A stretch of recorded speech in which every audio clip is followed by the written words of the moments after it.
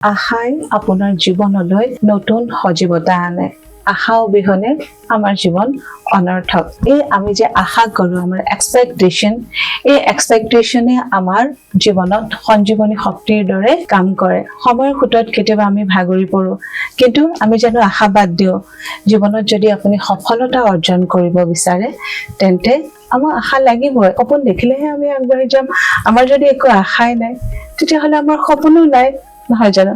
সেই সকলোৱে ভালে থাকক। অনাবিল আশাৰে নিজে নিজৰ প্ৰেৰণাও হ'ব লাগিব। আমি জীৱন যুদ্ধত যিমান বাৰ ভাগি নপৰো কিয়, আশা এৰিব নালাগে আৰু নিজে নিজৰ প্ৰেৰণা হৈ থিয় হ'বলৈ চেষ্টা কৰিব লাগে। সৎ সাহসেৰে আমি জীৱন নিৰ্বাহ কৰিবলৈ চেষ্টা কৰিব লাগে। সকলো ভালে থাকক, এনেদৰে আমাক মৰম দি থাকক, সুখত থাকক, সকলোৱে পজিটিভ হৈ থাকক।